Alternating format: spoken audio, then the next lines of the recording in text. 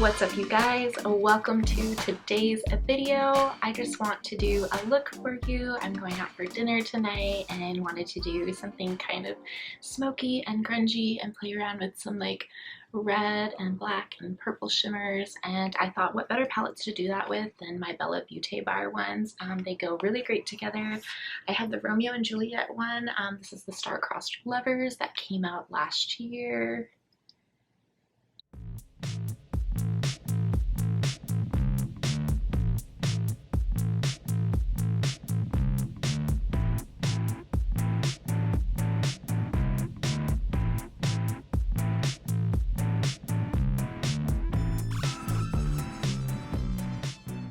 And I have this one that came out last fall, the Strange and Unusual.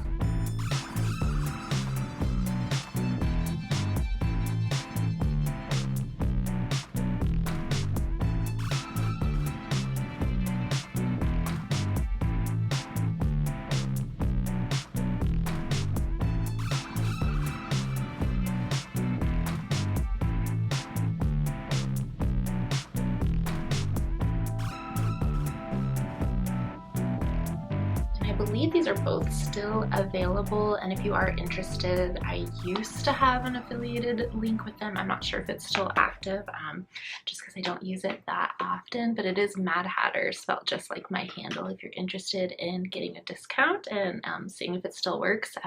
There's plenty of people that also have affiliated links with them too, so make sure if you're interested in purchasing, check out one of those so you can save some money.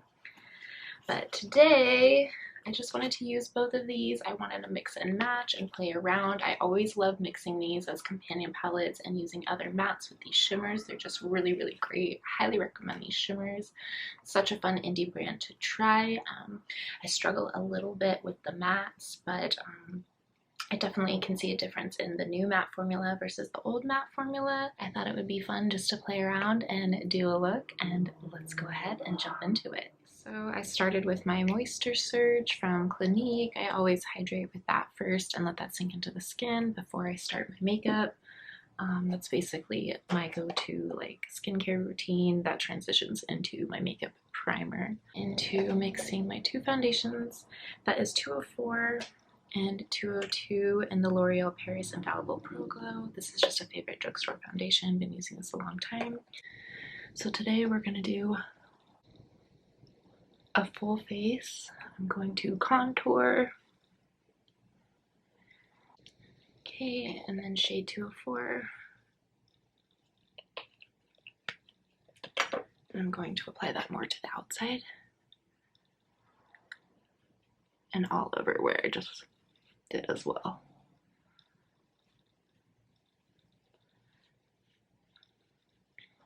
And I'll just layer that over a couple of times. I like doing a couple of thin layers rather than just a lot of product all at once. The brush can absorb a lot of product as well sometimes, so I find that if I'm just slow and patient with this process, I will get a full coverage without feeling really cakey or dry. Okay, this one I find you don't have to set. It'll kind of set down on its own after a little while, at least on my drier skin. But today, since I'm doing contour, I am going to set everything. I'm going to use this NYX contouring palette. I love this baby. This is like my third palette that I've ever owned. It's already hit pan on a couple. Like, I really like the tones and shades in this. I know from reviews and things that I've seen it doesn't work for everybody, but I personally love this one and contouring with it. And I usually mix in with the deepest shade and then this kind of grayer milk chocolate shade. Sometimes I'll bounce into the warmer shade. Since I'm contouring, I'm going to do this. And I am going into kind of like my wetter foundation. I didn't put down the setting powder yet, so this is going to be quite strong. So if you didn't want it to be very strong, then you could go ahead and set and then do this on the powder on top. And I'm using something that's a little bit more precise and smaller at first, just to place it, and then I'll go ahead and fix it. And I find that when I'm doing this, it is important to kind of brush in one direction. So I am picking up the brush. And so I'm kind of focusing more on where this hollow would be And I don't want to bring it too much further out than like the front of my face, just because when I'm done blending, things will kind of start to diffuse out there. So I'm just giving myself some of that room. Same thing on the other side. So if you're wondering, or you're kind of newer to makeup and you hear a lot about bronzing and contouring, as far as products go in the makeup market, what they mean is shadow. So something a little more desaturated and gray that would signify a shadow on your face, whereas bronzing is something a little bit more like a tanning effect or a warming effect. When we put foundation all over, we can flatten our face because our skin isn't naturally just one tone or one color.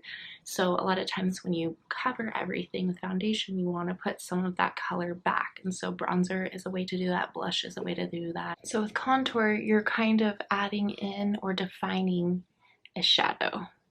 So I'm kind of doing a little both. I'm making myself look a little bit more angular than I am, but I'm also working with where my cheekbone like aligns. I'm just lowering it.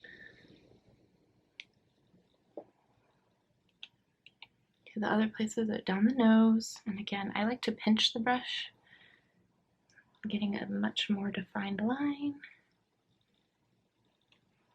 under.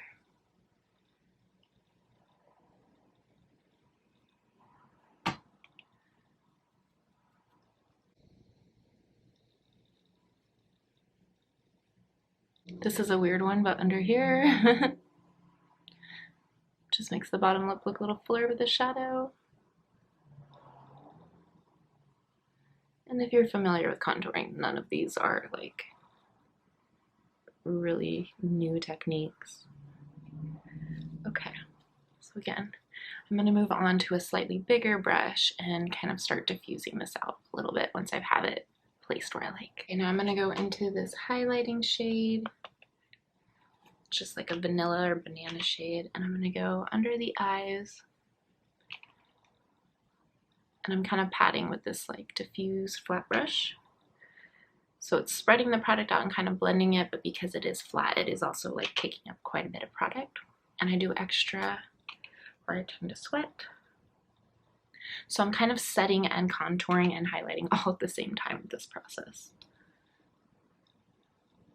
So I'm kind of setting right here because next I'm going to blend with the bigger brush, and I want everything to kind of softly diffuse into that slightly bigger diffuse brush. You guys see me use this a lot of times for bronzer. I'm just going to take this milk chocolate shade, just go right over. I'm going over the top. So I'm kind of leaving here alone. And I am going back and forth now. I find that with this softer application, you don't have to worry about one direction as much, or I don't. Okay. Same thing around the nose. This is just sort of like almost equivalent to your transition shade on your eye. You're just sort of the middle shade to soften everything. This is where I want the sharpest shadow to be, and everything else is going to be the next level lighter.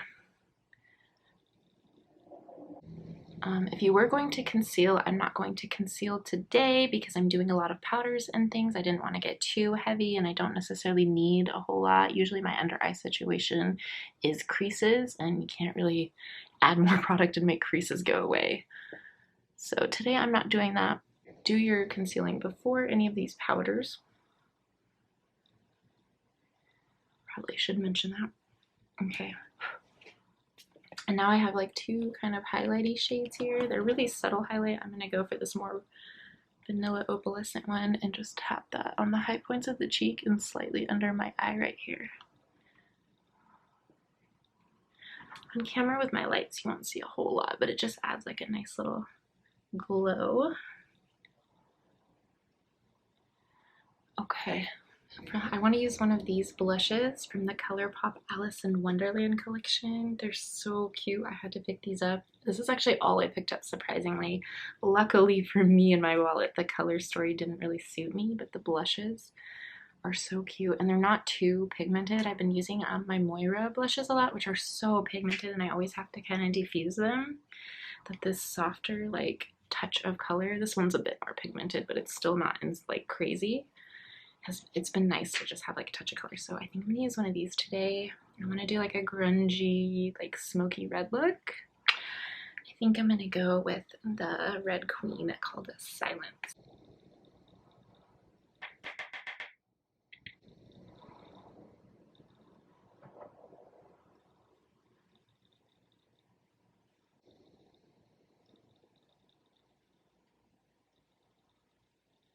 Okay, I did brows as well, and then we're gonna put on some Rose Nude from M Cosmetics.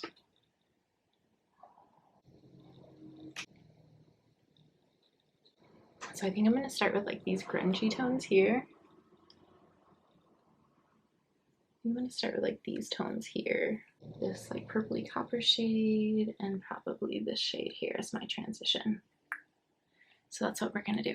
I'm gonna go into this shade Tragedy. I'm going to dust that all over the lid and just kind of set it. I want to go into this red shade on the outer corner with this black and start to work probably this shade onto the lid. And I'm going to work really slow and just try and keep the red in the crease. Try not to go too far above or below.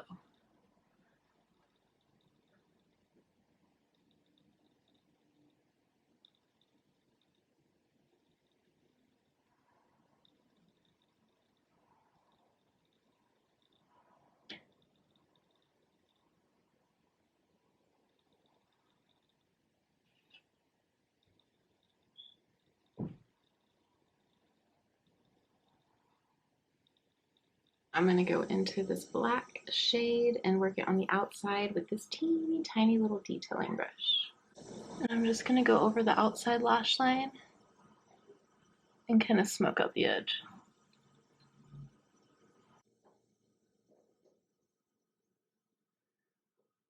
It's a pretty pigmented black. We're going to put shimmers over it. It'll be fine. Just I don't want to bring the black too far.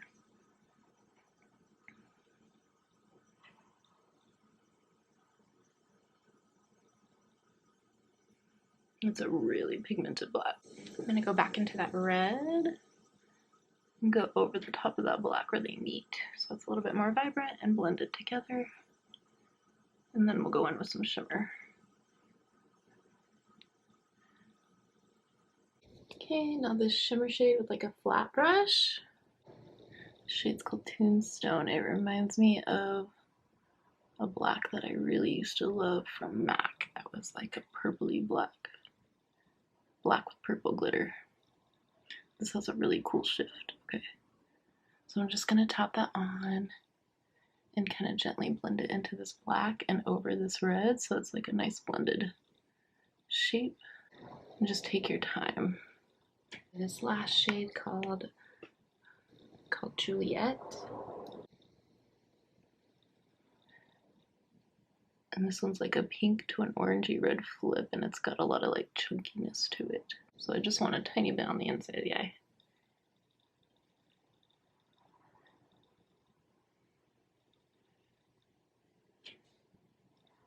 Okay, I'm going to take my finger into Dagger and just kind of pat that on the lid.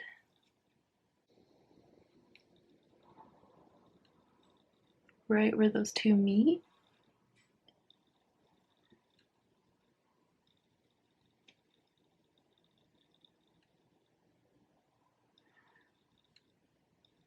I'm going to do some red and that dark black along the bottom and do mascara, and I'll be right back. So here is the finished look. And I think I just want to add a little bit more bronzer. I'm going to use this Milani one, Soleil. Just kind of a subtle warmth, not being too much. Kind of blends everything together.